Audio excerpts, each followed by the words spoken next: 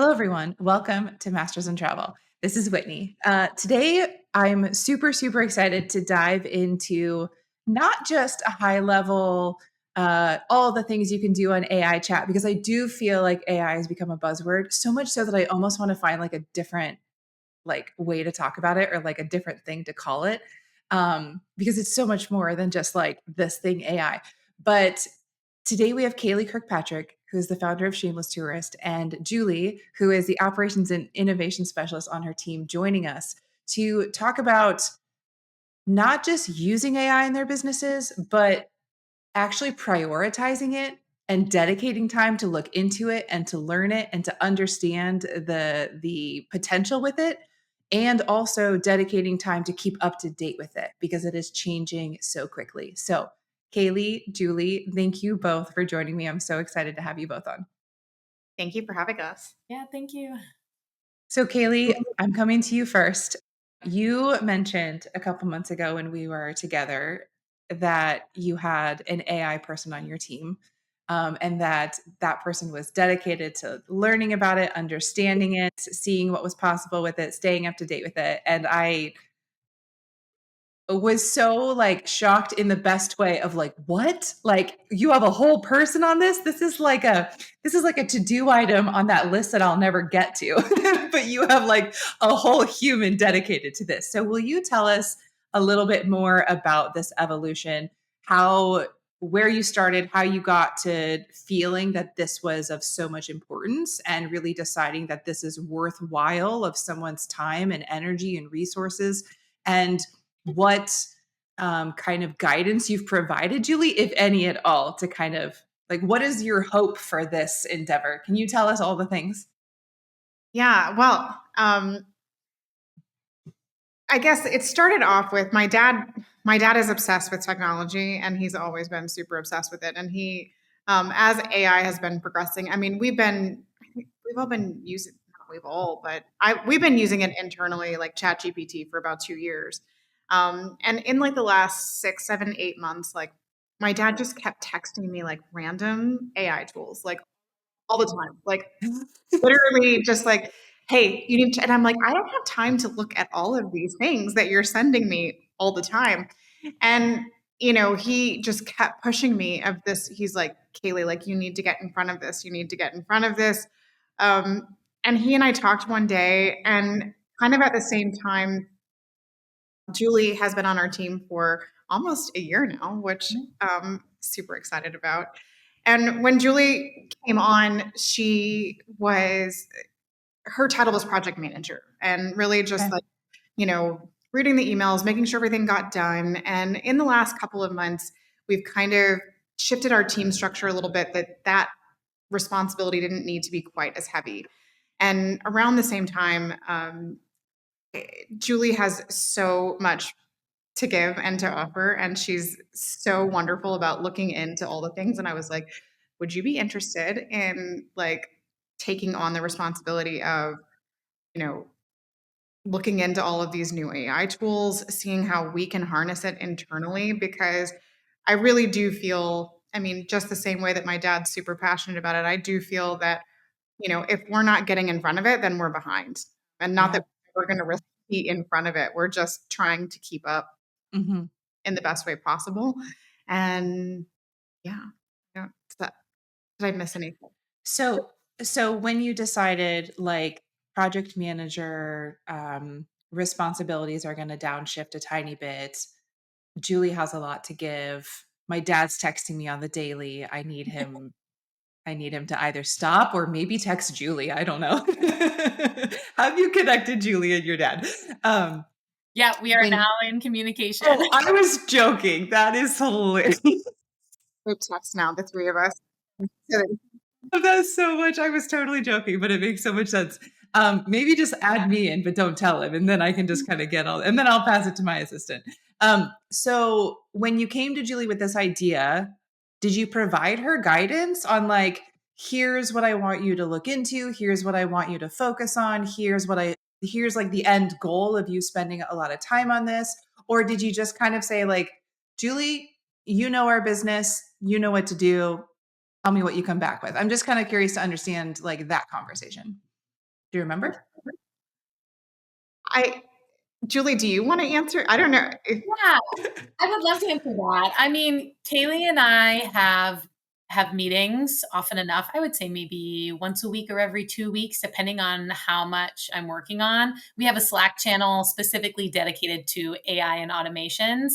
And Okay. Kaleigh will occasionally post in there and say, hey, this is something I'm really interested in, or this is something I read about, or this is something I would love for our team to have the ability to do. Can you look into it to see if it's feasible and it would work for us and make us more efficient? And so I will then look into the 2, 3, 4, 10, 15 options that I think are the best and kind of narrow that down. And once Mhm. I narrow it down, I usually check in with Kaleigh and try them out and see if it's right for our team. We meet pretty often to discuss like what what her needs are and what the company's needs are and where we think we can go from there in integrations. Can you give us an example of something that you kind of took a deep dive into recently and then it didn't even have to be a successful deep dive, like whether you decided it was something that would work for you guys or whether you were like, this isn't quite there, so TBD. Like, can you give us a tangible example? Yeah, I mean there's a lot of things that didn't work and a lot of things that did. I would say something that is newer that I'm interested in that our team is kind of trialing currently is called Superhuman. I Okay. bet Is this Kaylee's the probably. inbox? Yeah, yep, exactly. It's a different way to email, and it basically helps everybody get to inbox zero every day. You can keep all your Google extensions, your settings. I think the biggest hurdle is that everyone's had Gmail or their same kind of inbox forever. But it's great because it can auto remind you when you need to follow up with somebody. It can auto draft emails. It can use AI to reply in your voice. So it learns your voice. And the more you use it, the more you can kind of, it'll say you want to, agree or disagree, and it'll give you options. And once you choose in there, it can auto draft in your own personal voice. So I think it helps with efficiency and it helps save time on crafting the perfect email or going back and forth from chat gpt or I think that it's a really great way to integrate just for speed and efficiency. Mhm. So that's a tool, right? That's like using AI because I've heard of Superhuman for a few years, but I've never used it. I've always just heard of it. So I'm sure that it's been like evolving and adding kind of AI into the functionality. For sure, yeah, just added in the auto drafting. That's newer right now. It will auto draft when it pops back in and says, hey, this person didn't reply, do you want to send a follow-up? Here's an auto draft of that follow-up in your voice. um, Mhm. so it is, I think that they're coming up with a lot more auto drafting options in the future in your voice, but it is evolving as we go. Mhm. What so it's interesting when I think of AI, I'm not very good at seeking out all the different tools, like all the different AI things that exist. Mhm. More always using ChatGPT or Claude and trying to come up with different ways to use that one tool. So I think, Kaylee, you mentioned that you've already been using ChatGPT for a couple years in the business. What are like the top three things that you're always going to ChatGPT to use or to kind of tap into? Everything. I mean, I guess one of the newest ways, I was just talking to the team earlier, that I've been using it is thinking of client gifts. Like if you can even ask it, prompt it to, like this morning, I have a client going to Costa Rica in a few weeks. They're celebrating their daughter's graduation from medical school. And so I prompted it, what are some really cool, neat gift ideas to the clients for, basically doing that. Another thing that, has become part of our SOPs is that you can take any itinerary that you've done and prompt it to review it and make sure that look at it for errors and not just grammatical but logistical. Interesting. What Yeah, kind of errors does it find? Like I haven't even tried that, but it it's works. actually, so we have it as part of the SOPs. because the associate designers on our team, they do the itineraries and as the first pass, and then it goes through me before it goes out. And so I have them run it through ChatGPT, and then I run it through as well. So it goes through twice. I'll say that even, I mean, it found several things that I would have not even found. Like, for instance, in the document section of an itinerary, it found that there was a dining reservation in the documents that we had not put in the digital itinerary, and it prompted me to make sure that we So you have all the documents in one area, so that confirmation was there, but then it wasn't in the itinerary with like a time and a location type of thing. exactly, and it caught, Whoa. yeah, For real? for real. Oh, I'm putting in a link right now just to like see what it says. These clients are leaving in 10 days. Oh god, I hope it's not bad. I No, think it's unique too because a lot of the people on our team are using it. So we're asking it different questions. So you can ask about inconsistencies in dates and services, but you can also ask, like, does this make sense for the client? Is this confusing? Is anything missing or unclear or repetitive? Like, so having different people run it through ChatGPT is really fantastic as well. Oh, that's so interesting.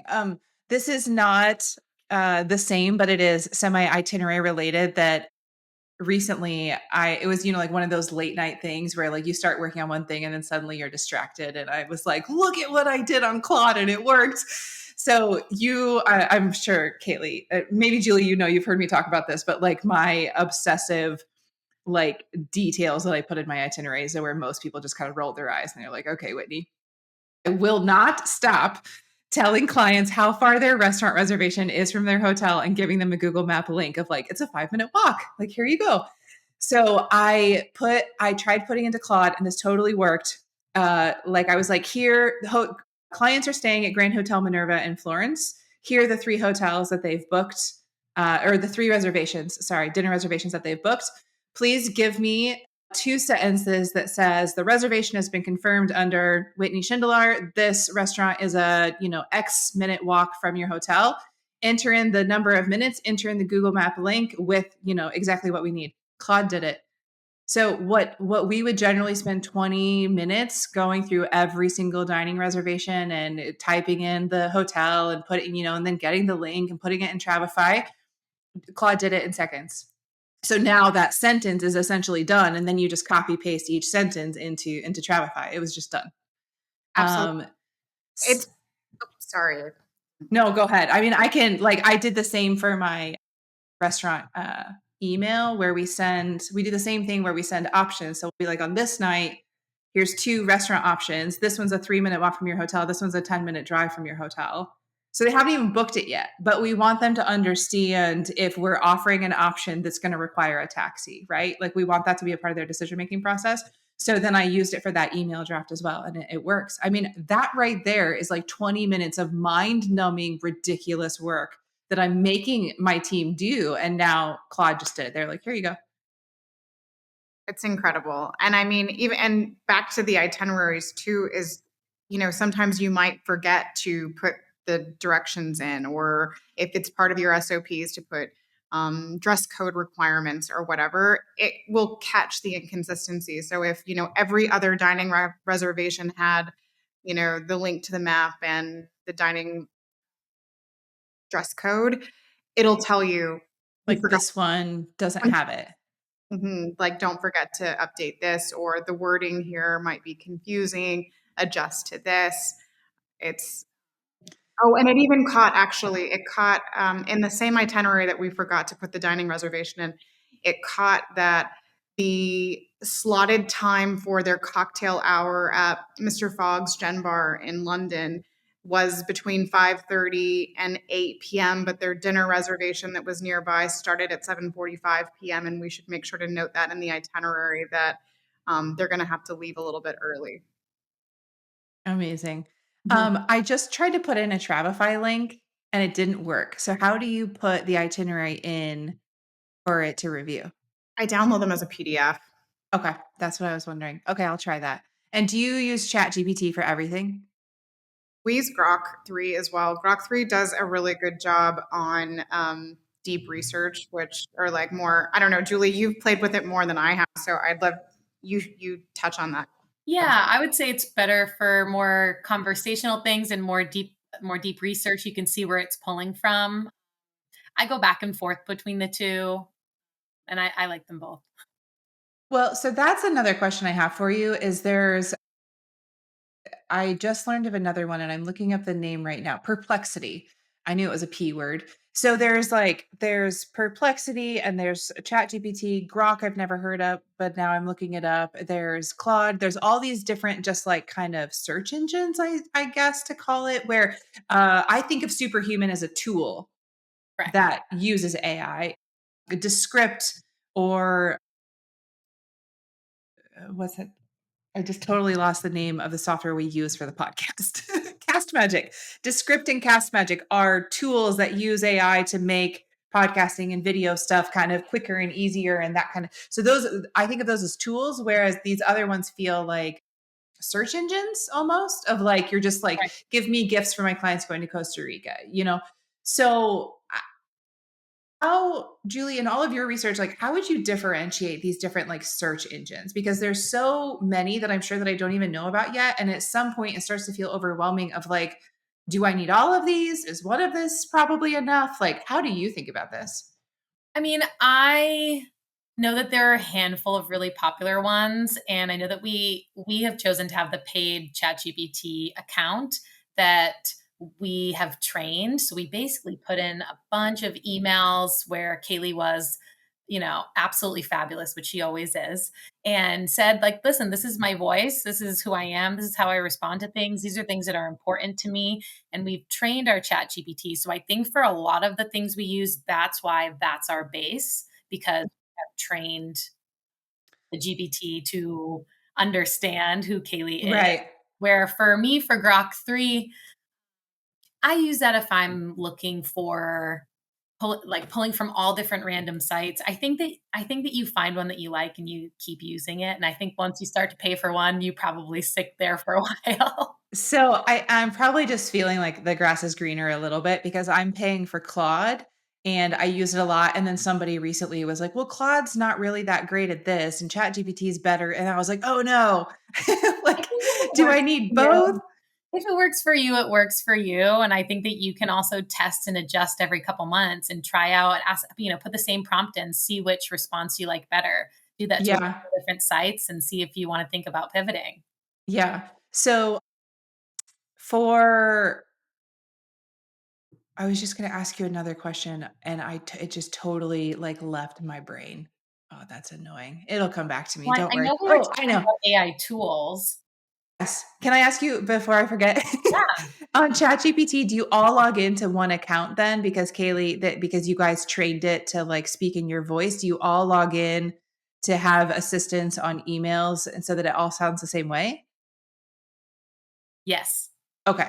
Okay. But as far as, so that'll be different where currently, like I said, some of us have moved to Superhuman. I've moved to Superhuman. Some other team members are trying Superhuman. And at the beginning now, they're using ChatGPT still and not the AI in Superhuman because it knows their voice so well. Right. Feel like the more Superhuman gets to know that voice from ChatGPT, it will become that voice as well. So I think like Okay. Superhuman is just going to take some training. And if the team members decide that they like that better, they will probably move over to that model. Sure. Sure. That makes sense. I interrupted you. You were starting to mention AI tools. Oh no, I thought that you were going to I thought that Oh. that's what you were forgetting was different AI No, tools. I wanted to ask the silly question of like, are you all logging into the same account? I don't, Because I'm I don't know if you're supposed to be doing that, but that's what oh, we are currently doing. everyone does that. Well, but I guess Superhuman, you need individual inbox accounts, right? Yes. Yeah, because that would be different. You can What else? depending on what your needs are. Like for me, I'm looking at a lot of our turn authorization. So it's great to have a category that I set up just as turn. So every morning when I log in, I make sure all of those turn authorizations have been seen, have been assigned to somebody in Asana. So yeah, that will depend on the person. So in Superhuman, you can set up like the quick and easy filters of like, these are the emails I want to see first thing at the top, just show me those. Well, That's you can set up different categories. So I have like important, shared. So you no longer have to say like, hey, Kaleigh, can you check out this email or let me forward this to you? You can share an email thread. And then I have Asana, Turn, and then everything else kind of in one place so that I can just see if you're always scrolling through your emails, looking for like a specific thing that's really important, you can say anything that comes in from this email goes to this inbox. So you have like all different kinds of inboxes at the top. Tell me more about the shared inbox or the shared email thread. How does that Yeah, work? it's great. So if I was emailing with you and I had Yeah. a question for Kaleigh and want to say, hey, Kaleigh, what do you think about this thing that Whitney just said? I can just write a comment to Kaleigh, just at Kaleigh. Hey, Kaleigh, what do you think? And I will send that, and that will become a shared thread between, so Kaleigh can see all the things on that email without me having to like clip and put it in a message. And It just appears, Kaylee just appears in your inbox Yeah. without, Right. It whoa. comes through as like if you're just in regular Gmail, it comes through as like an email that I get that says like click, and then it'll take me over to Superhuman and see like a thread. So it's kind of just a way to have a conversation about an email on the side. Cool. Well, that's quite nice. Amazing. Okay. Tell me how else you're using ChatGPT. I'm just trying to think of like my first struggle is like get in the habit of using it for everything. So I know Kaylee, you're like, I literally use it for everything. I already answered this question. But there's gifting for Costa Rica, putting in a final itinerary. I'm putting in a format and being like, add Google Map links and format it like this. And it just like saves me 15 or 20 minutes of work. Um, I recently was trying to get a nice description for a hotel. And this website is beautiful. It's a like a high-end luxury hotel, but the website was not giving me just like a straightforward blurb of how to describe this hotel. Like it just was not giving me what I would want to put in Travefy. So I said, like, here's the hotel website link. I want 5 to 7 sentences that tell me about the location of the hotel, the amenities on property, the style and the vibe, and just like a description. This is the prompt that I put in. And I did not give it Virtuoso and I did not give it like small luxury hotels. I did not provide these other websites, but Claude found them, pulled from all of them, and gave me the perfect description. It even told me like this came from Virtuoso and this came from SLH and this came from the website. Like it sourced them. So I'm using it, and that was it took me longer to describe that than it did to actually do it. So like it was a very quick like copy paste put into Travefy. That's done now. So like that's kind of how I'm using it, but I feel like the way that I've used Claude so far is like very amateur to compared to you guys. So that's why I'm trying to pull more examples out of you. I mean, I pretty much write every email from ChatGPT, and I need to get better about training my superhuman. But pretty much, even if I write an email, I'll put it through ChatGPT just to make it better, just to make it more clear. I have taken every single one of our templated emails, ran them through ChatGPT to make them better. I also have um, I have my own ChatGPT and the team has one. So just so that we're Okay. aware there, just because I wanted to be able to talk to mine personally and like develop a relationship with it. You know, it's like my new bestie.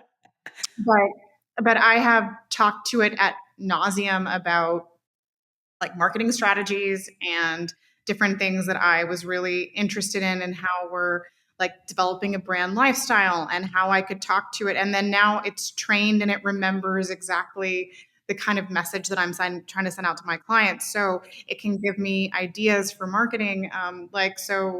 You know, when I was posting about International Women's Day, if you guys go back to my Instagram, you can see our post on International Women's Day. That was 100%.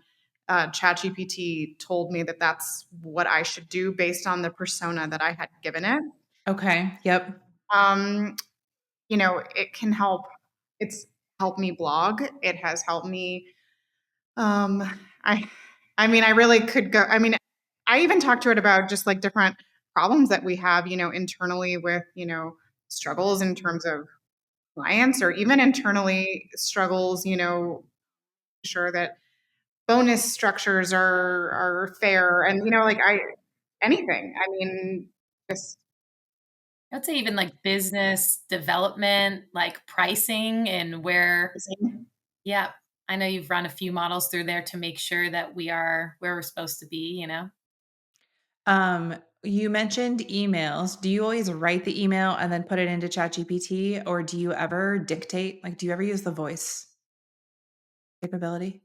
have done the voice capability. I don't use it as often as I should, but I was like driving a few weeks ago and there was something that came up and I used the voice to let it talk, talk back and forth. I mean, I often, especially, when suppliers write to us and, thank us for this and that, I'll copy paste the email from the supplier that's typically it's just needing like a thank you back. But I hate to just be like, thanks, you sent me a very long email and now I'm just Yeah. thanks. So I say, can you respond to this and, keep the tone and, make it, to show my appreciation. Copy paste over.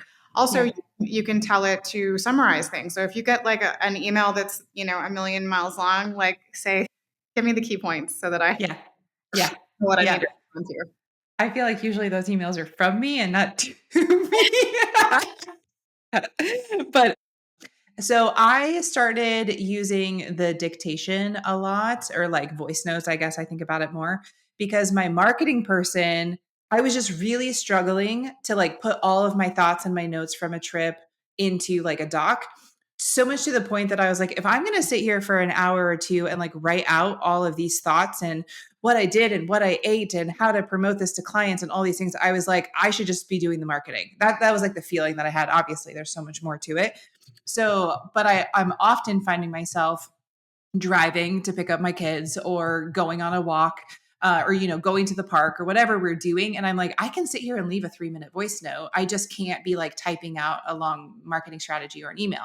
So I found a tool called Nota, Notta, and it's basically voice note to transcription. So I leave voice notes, save it in there for my marketing person. She goes in, gets them, gets the transcription, and then pulls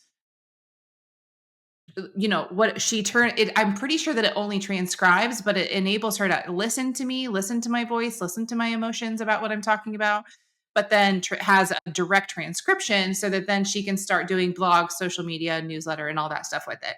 I use it a lot on the go, like I'm on a trip, like here's my recap from the day, and so I can do it super, super quick while I'm getting ready for dinner on a fam, and I can give you my rundown of Cape Town. And then a couple of days later, I give you my rundown of Safari. And it just like has been so much better for us to work together. Um, so then I got over to Claude and I was like, well, Claude has a voice note feature as well. So why not use it here? So I don't necessarily need a transcription of my thoughts. So that's kind of how I've been using Nota, of like, I want you to transcribe what I'm saying so that my marketing person can take that, use my words, and like turn it into a newsletter. But over on Claude, I was like, I just need you to listen, draft an email based on what I'm saying, or draft a strategy based on what I'm saying, because I can speak everything. Like I like speak in a brain dump kind of way. And then it like puts it all in a nice, beautiful thing. So the other day I did an email. I was like, okay, I want to send an email to this person. It's about this.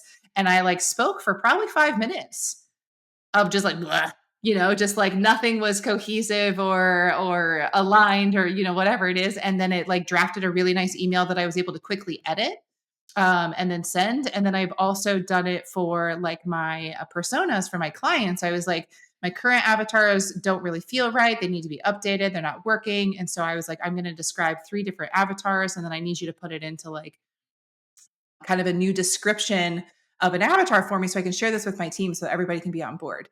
And so I'm like verbally brain dumping a lot into Claude. And then it's like putting everything I say into like a nice, cohesive, formatted, like beautifully formatted thing that I can share.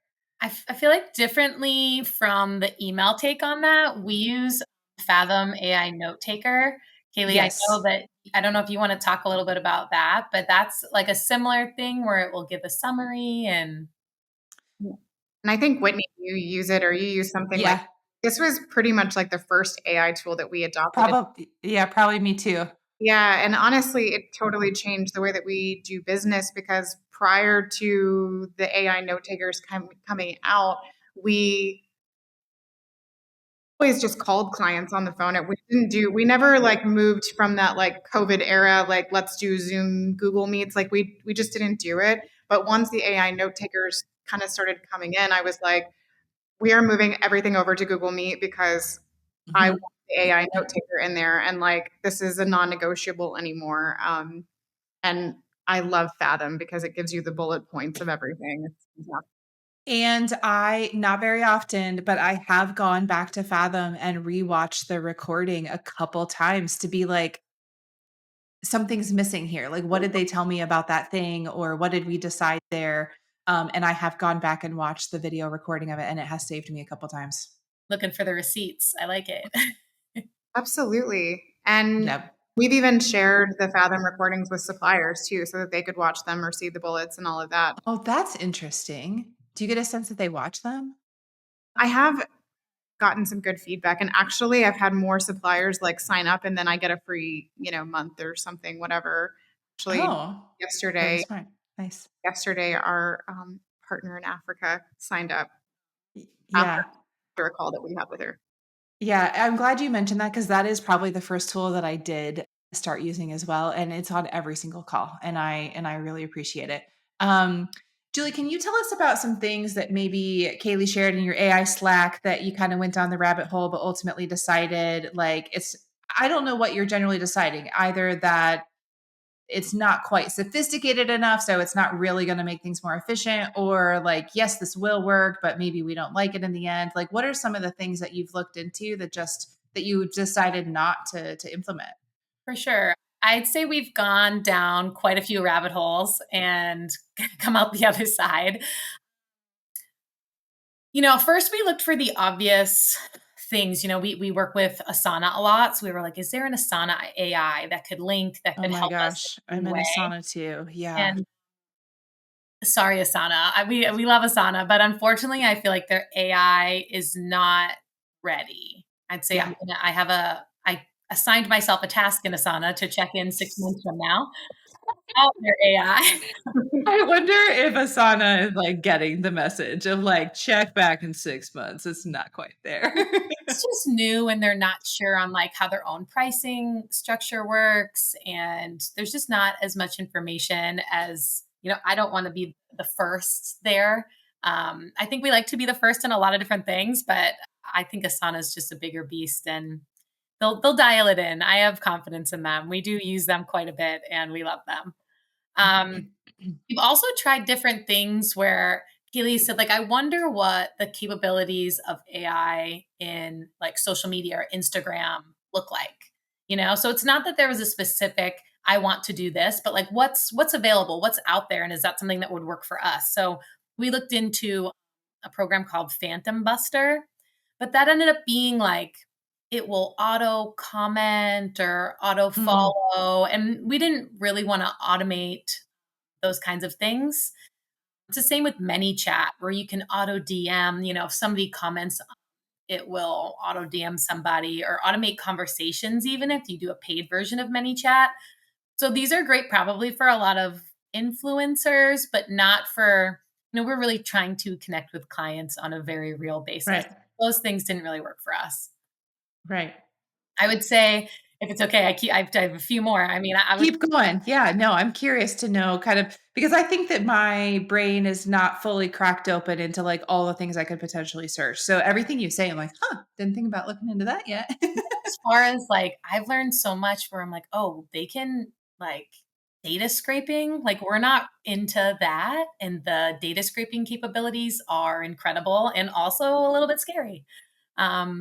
So just, on the internet, be careful where you click in general.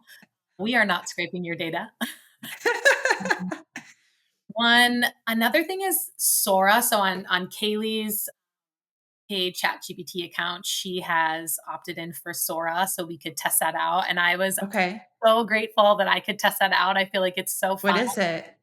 Sora it's basically you can type in a prompt to make a video. So you could type Okay. in, hey, I want to do I really want to sell Thailand. Can you do a video of the four seasons in Chiang Mai and that we want to present to our clients? And you can give it specifications like you would in ChatGPT and it will create a video for you. It's pretty incredible, but again, not all the way there. Somebody might have six fingers or they're walking in the middle of the ocean, but if you fiddle with it's just taking a little bit of time to get it where you want it to be. I don't think it's in full sharing mode, but I mean, it looks very real.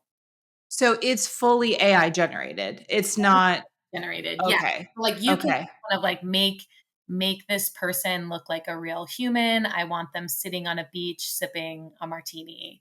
And it sometimes they don't look very real and they look weird and you give feedback to Sora so it can learn because it is an AI model. Yeah.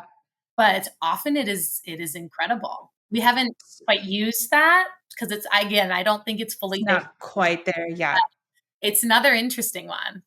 I mean, so I found it and they give like a really awesome example on their website, which is like an image of doors opening and it's like change the doors to French doors, change it to opening into a spaceship. Like you can like I can see the potential of it, but as soon as you put in something specific like Four Seasons in Chiang Mai, Yeah. that's my question was going to be like, where's this content coming from to like make sure that it looks real? But it's AI generated, so it there's a lot that could be It's more not about real. the vibes than the very Sure. specific nature of it, but I think Yep. it would be useful for quite a lot of people. So not to like this might be a dangerous slippery slope, but if you want to create a video that's just of a beautiful beach setting and that's not a specific like Four Seasons chunk, like a hotel that is like very clearly either that's not it or that is it. But if you just want some like video content that's general, you Gorgeous. could do it. You could.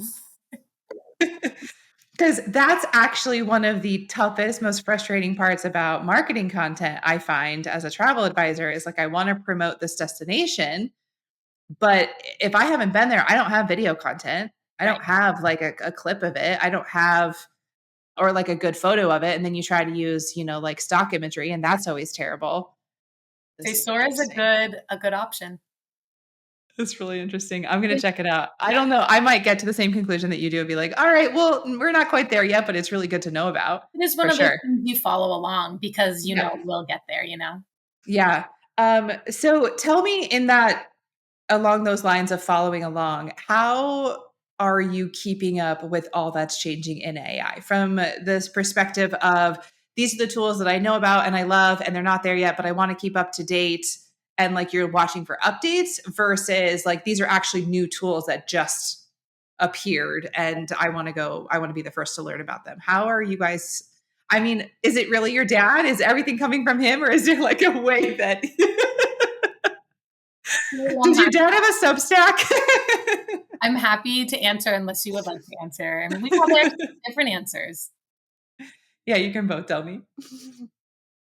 I mean, I don't think that it's possible to keep up with it. You can't really. I mean, it is moving so incredibly fast that that by the time that this podcast airs, we'll be slightly out to date. I'm sure. I think the way that my mind right now is working with all of it is just kind of. My dad is an engineer. We'll go there, and like so, my brain does always go to like what problems do we have every single day and how can we solve them. And I feel like a year ago, whenever you thought that as that thought in mind, um, usually I would say that I would be thinking that a problem would be solved by maybe more boundaries or more or like machine learning or something like that. Whereas now I'm looking at AI as almost being a lot of the solution to different problems. And if it's not there right now, it might be in 6 months. Julie. I Go think ahead. you have a lot of great people in your network too who are very interested. I also want to point out that Kaleigh's dad is not like he's not like normal people. He is an extremely intelligent man who really knows what he's talking about and knows about business, about structure, about what works and what's important. So I think that that's important to know because when Kaleigh first mentioned her dad, I was like, mm. But he really is a he's definitely not the only resource, you know. I think the main thing for me in this and this role has allowed me to do this. Thank you so much, Kaleigh. I just want to go on air and say how much I love my job. But Kaleigh, like I think that you have to remain curious. And I think that in the role that I'm currently in, I'm allowed that freedom to dive into things that I am interested in or that somebody sends me or that I see on LinkedIn or an article that I've read. I watch some of Lucia's live streams. I don't know if you've heard of it's a Yep. freelance market. Yep. I watch some of their live streams to hear from other leaders in the industry as well. But Kaylee and I brainstorm a lot. Yeah. What are some of your just curiosities that you've researched recently? Ooh. I mean, most of what I'm researching is a lot of what I'm doing is problem solving where Kaylee will say, "Hey, this is the problem. Is there a solution?" And that's what I'll try to solve for. So for example, currently Kaylee's calendar, she has a lot of different Calendly links and her calendar Yeah. up. It fills up quick even if we only allow for one of each kind of meeting a day. So we were searching for is there a solution of like once I hit 3 hours of meetings in a day that it can auto block like Mhm. for the rest of the day. We're still working on that. Calendly doesn't have anything there. You know, we looked into Zapier to see if they could create something Different meeting types to yeah, no, I know what you mean. Yeah. complicated. Really, it's the things that I've been looking into recently are problem solving items because Haley works so much and she's pulled in so many different directions that part of what I also am trying to do is make sure that she has time to breathe. Yeah.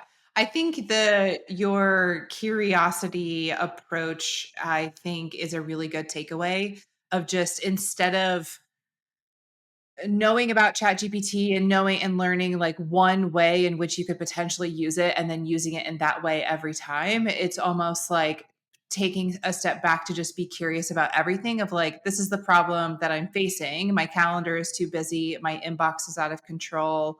Um, I'm spending too long on final itinerary reviews. I'm spending too long on putting Google links in all of the restaurant recommendations and just being curious of like, could AI help solve this? And the answer, it might be 50-50 now, is kind of what I'm hearing. Like the answer 50% of the time might be yes, there's a tool for that, or ChatGPT can help. And the answer might also be like, not yet. Like setting a reminder to check back in 6 months. Even as far as like exactly the tools are coming. Like, for example, one thing that we looked into that I'm actually really excited to talk about, and Kaylee, maybe you can talk about it as well, is it's called Time Glass, which is in Okay. currently almost out of beta, which is helping us move to an hourly model because it's tracking basically Okay. who you're working on and what you're doing for them by the minute so that we would be able to move to an hourly model and clients would even be able to log in and see what we're tracking and how we're billing. Again, we're testing this out currently, and the folks who have created it are moving very quickly and adjusting to our needs. Honestly, as we're Right.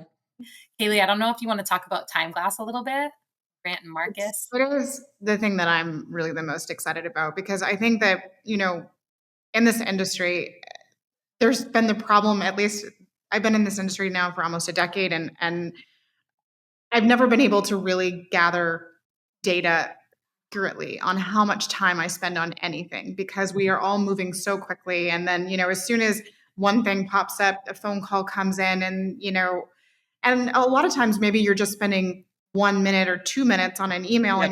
and just toggling back and forth on the Yes. Toggle app is too much. Uh, Yes. Time Glass is so kind of going back to your thought earlier about, chat GPT versus Grok versus, these things. From my understanding, and I mean, it's rudimentary on this level, but basically ChatGPT is the basis of like superhuman, and Gemini, Google's AI, is the basis of Time Glass. And so they are constantly taking screen recordings all day long of what we're doing and then trying to um, match it to clients that we already have put into the system. And then it literally, by the minute, it's showing like at 9:01 a.m., you were checking emails for this and this client about this and this, and just list it all out. And so it's super exciting.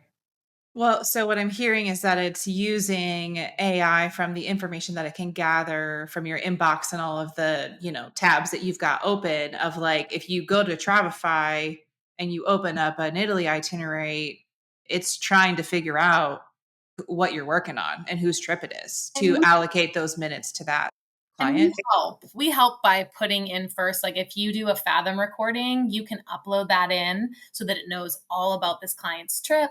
You can, Wow. yeah, it's really great. You can use the AI to create different contacts. So if you have a huge contact list, you can copy and paste, drop it in, and it will have, first name, last name. What we've been doing is saying like, adding in like planning a trip to Italy. And this is the associate designer who's going to be working mostly on this. And Mhm. each associate designer is setting billable and non-billable work specifications so that it can pull as accurately as possible, because a lot of the clients we have are the same, that they go on, Right. 10 trips a year. So Yep. you're adding in a little bit of information in the beginning and it's really coming through on the end. Yeah. It sounds amazing for a couple different reasons. Like if you want to go into charging hourly, then this actually provides you the tool to do it. But even if you don't and have any intention of charging hourly, I don't want to charge hourly, but I still have no idea how much I truly spend on a trip or how long my team spends on a trip. So I don't even know how profitable we really are when it comes to like, well, what fee did we charge? What commission did we earn? And how many hours did we spend on that trip? I don't actually have the answer. All I can tell you is at the end of the year, we planned this many trips and we made this much, we generated this much revenue. So I guess Yeah. that's good. That's all I can tell you at the moment. And that's not really a great way to run a business.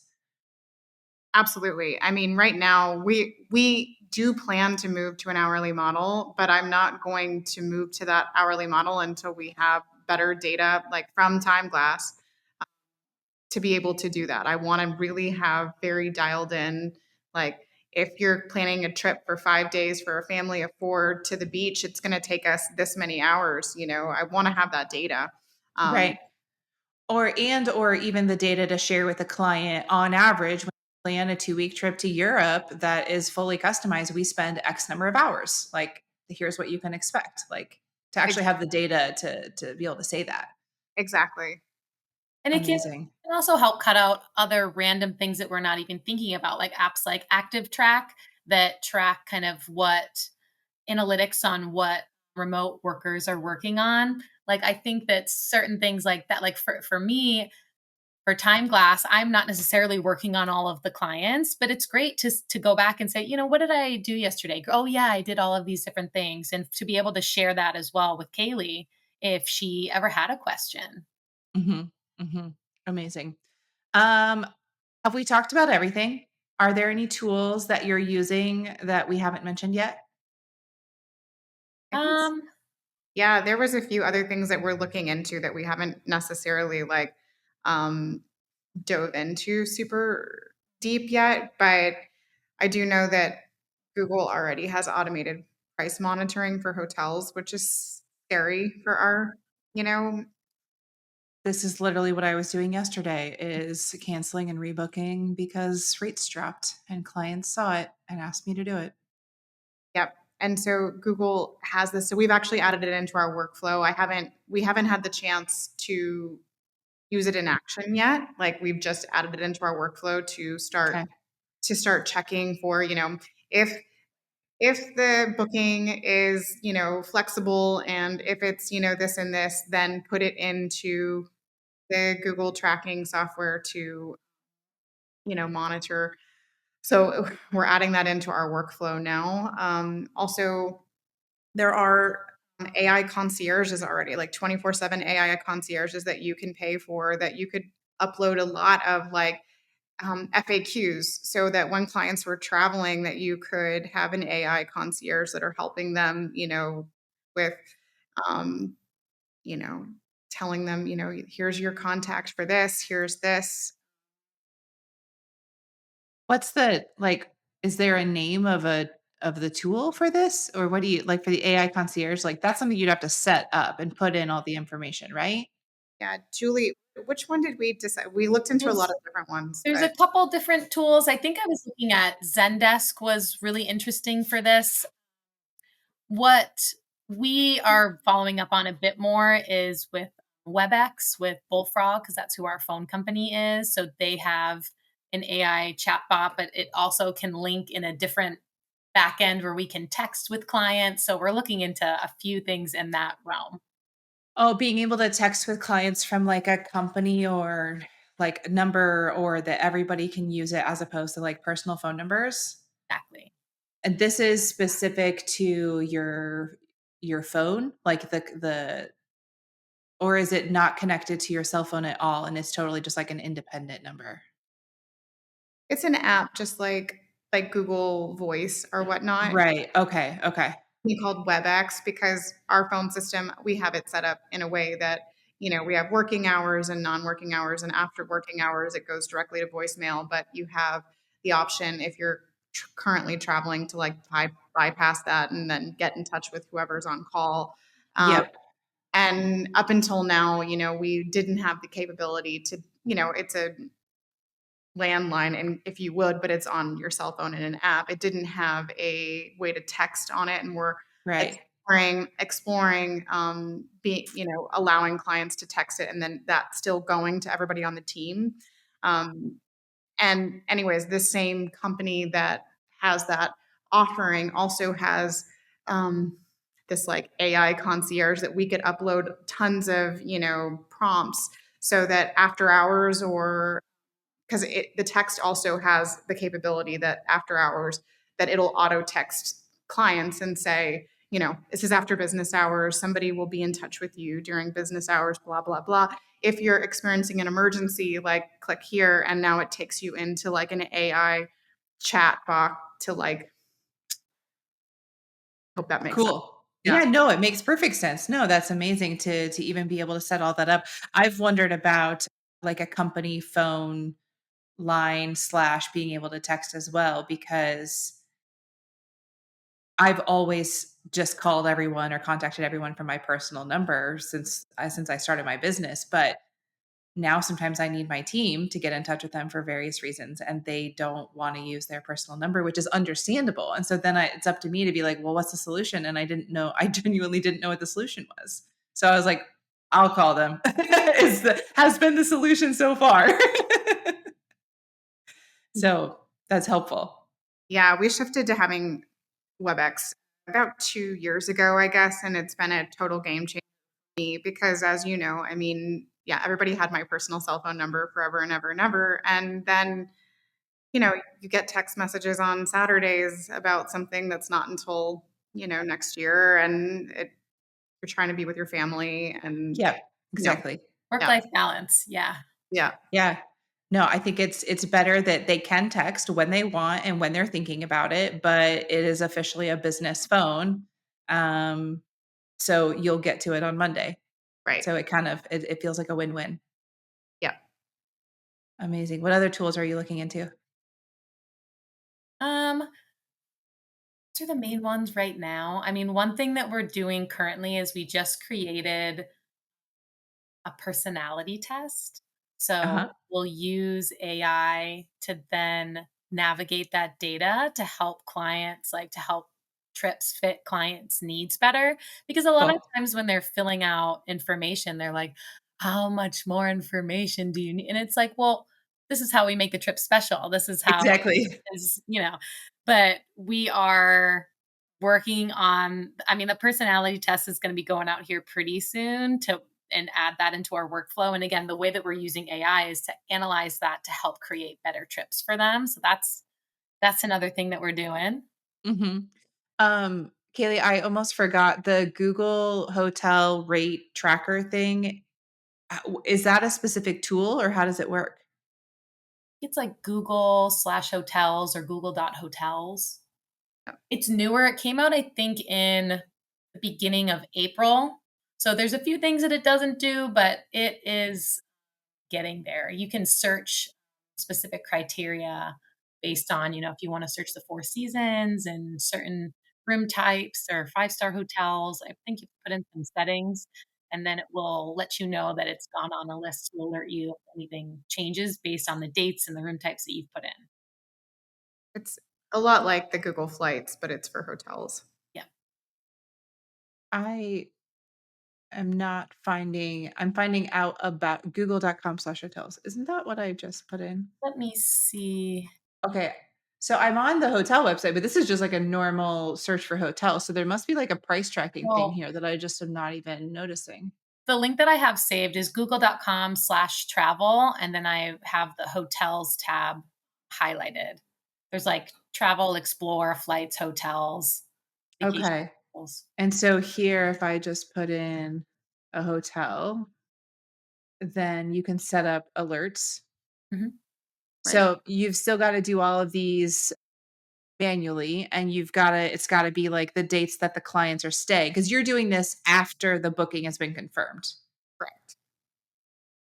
And are you doing this out of the goodness of your heart, or are you doing this because you had so many clients already doing this on their own and then coming back and saying rates dropped? Can you like, are you generally emailing the hotel or are you canceling and rebooking? Or like, is that what clients are doing? So you're just trying to get a step ahead of them? Well, I mean, we haven't really had clients. I mean, I think that we have like one or two that might be doing this already that hasn't told us that this is what they're doing, but they have, emailed us enough about some rate drop and we're like, okay. You're Um, obviously tracking this. Yes. but it was really more just a thought of I want to get ahead of it and not behind it. Yep. And additionally, if you've got a client that's spending $30,000 on a hotel and you can save them $1,000 and you tell them and they don't tell you, that you might have just won a client for life, Right. off of something that took you to do. Yep. I would say it was definitely born out of the genuine kindness of her own heart. Because when Kaleigh let me know, I was like, is this something that we want? And yes, this is something that we want. I think it's also a realization that it's happening a lot. I don't think that I fully understood like how often it was really happening. And it might not be for all hotels because some hotels we work with, availability is so limited. Pricing is what pricing is. It's sold out before it ever drops. But then there are other like resorts that are not selling out a year in advance and their rates actually do drop. So Yep. you could also do it in advance if you know a client wants to stay somewhere. But do you have to track it on specific dates? You can't just track it in general, right? We've only tracked it with specific dates. I'm not Okay. sure if you can track it in general. I'm just curious of like if I tell you I want to go to Grand Velas and rates are usually $1,500 a night, but if it drops down to 1,200, book it, then that's probably getting a little bit too far because that would you'd have to put in a date for it to truly track it. I think it's one of those things where it will get to that point again, Sure. back in 6 months. Amazing. So can I put in my Asana to-do list to check back in with you guys in 6 months? That sounds great. Absolutely. Amazing. Go ahead.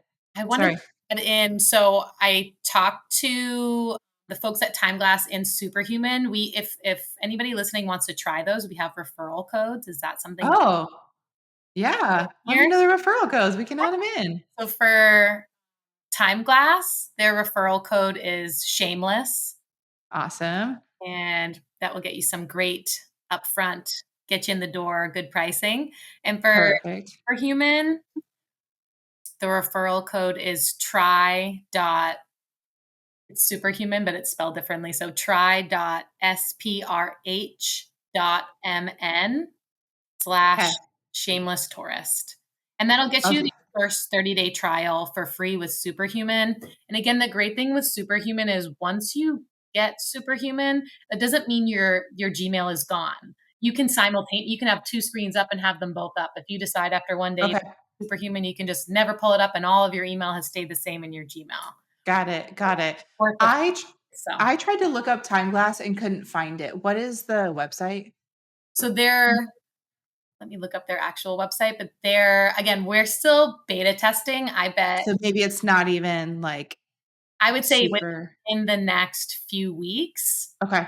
if folks are interested to be some of the first on this system, that's probably like when this podcast comes out, this will Okay.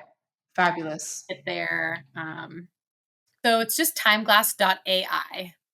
Awesome. I just randomly tried it right before you said it and it worked because there's a lot of .ai websites now. Okay. Timeless.ai and Superhuman. Amazing. You guys, thank you so much for just like sharing that this has become such a, like an invaluable part of your business. I think that's really incredible that you are putting so much time and energy and resources in this direction. Thank you for sharing all of your learnings. What's working, what's not quite there yet. And I'm going to follow up in 6 months and see where we're at. Sounds Awesome. great. Thanks, Whitney. Awesome. Thank you. Thank you.